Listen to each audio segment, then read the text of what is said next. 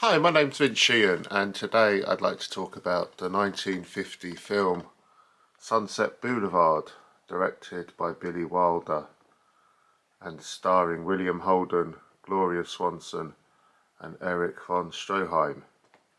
I'd like to go through this famous film, exploring the themes which crop up in it as well as the structure of the plot. Now, I guess if you could sum up this film in a sentence, it would be something like an aging film star losing her grip on reality and committing a murder. The film really has an introduction, 4 acts, and a coda. And in the introduction, we're introduced to Joe Gillis. And quite unusually, we hear Joe talking about his own death. The Joe we see on screen is a corpse in a swimming pool, and it's quite a great shot of him at the beginning there. How did Joe get in this predicament? Well, we find out during the course of the film. In Act 1, we realise that Joe Gillis is a screenwriter, and he's trying to get his scripts, his stories accepted by the Hollywood studios, but to no avail. He's going through a tough time, can't get any work. The creditors are on his back. They're looking to impound his car.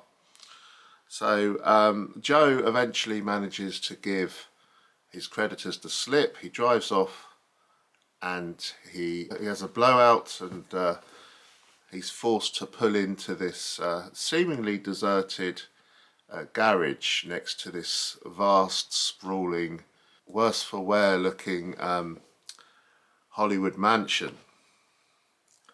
Anyway, he ends up in this mansion. He meets Max, who seems to be this butler, and he's introduced to Norma Desmond, who's a movie star in the silent film days. She thinks that he is there to bury her pet chimp, and then when she finds out that Joe isn't the Undertaker, Joe's told to leave. But then Norma gets wind of the fact that he's a script editor, a screenwriter, and she then wants to hire him. She has her own script, which she has high hopes for to be made into a movie by the great Cecil B. DeMille. In Act 2, Gillis is rather wary of this situation he finds himself in, but he can't deny the fact that she's provided him with a lifeline, basically giving him what he wants, money, clothes, etc., just for really looking at her script, which is pretty dreadful. And Gillis soon learns that Norma has a rather depressive personality, and she's incredibly insecure. She is surrounded by pictures of herself from her glory days, but now she's 50. People seem to have forgotten about her, but she can't really accept that, and she thinks that this script will be her big comeback in Hollywood. So she cuts a rather sad, desperate figure with quite significant mental health issues. And then it transpires that Norma has actually become infatuated with Joe. And there's this New Year's Eve party with just the two of them. Joe feels like he needs to get out. He feels very stifled in this environment.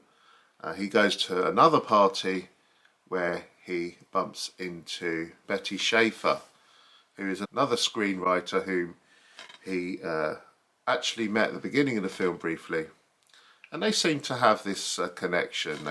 Betty really wants to work with him, and she thinks that together they make a great team to produce something really great, which a studio would snap up. But Joe's kind of stringing Betty along a little bit.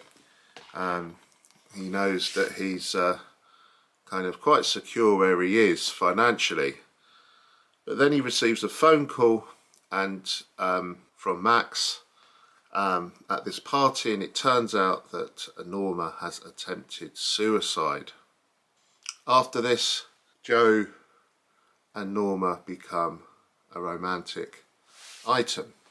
They get together. Act 3 centres around Norma's efforts to show her script to Cecil B. DeMille, the great director.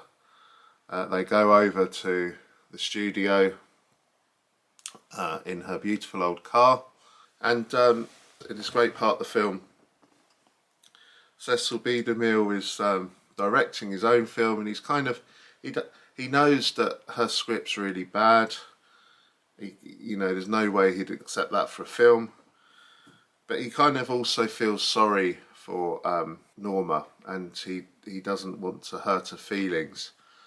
And the studio has been contacting Norma, but it's not about her script.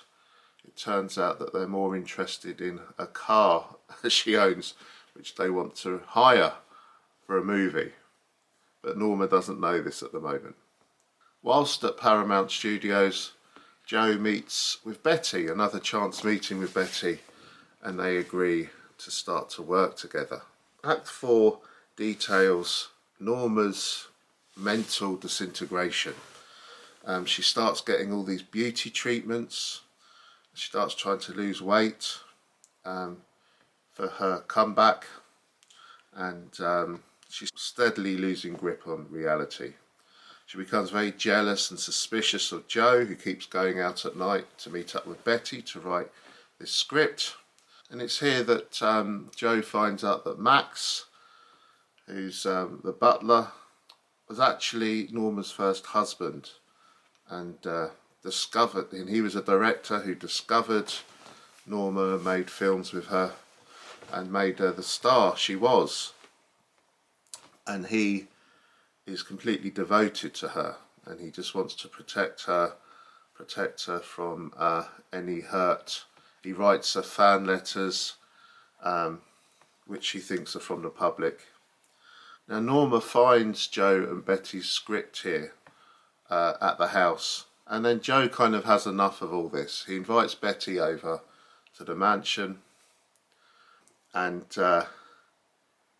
he reveals to her what he's been up to, who he lives with Norma. And it's here that Joe kind of calls it off with Betty, and then Joe says he's going to leave Norma, and Norma says she's got a gun, you know, she could commit suicide, etc. But Joe's not interested. He packs his bags, he starts to go, leave the house, and then Norma shoots him, and Joe collapses into the swimming pool, which is where we began the film.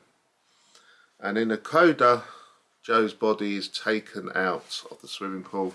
Norma, who is by now completely deranged, she's questioned, and she won't leave her bedroom. Then Max persuades her that actually this is her great comeback.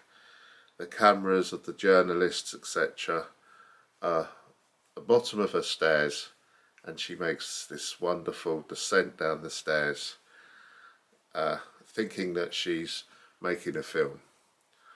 And that's how the film ends. I guess on one level, Sunset Boulevard is a scathing attack on the film industry, about the broken dreams and the dashed hopes of Hollywood,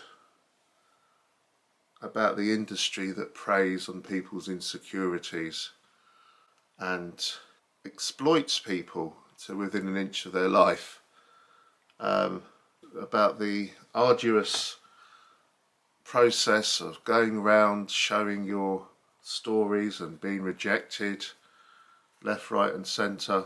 It paints a pretty bleak picture of Hollywood, and I guess it's epitomised in Norma's mansion, this kind of decaying edifice full of trinkets but surrounded by an aura of gloom and death.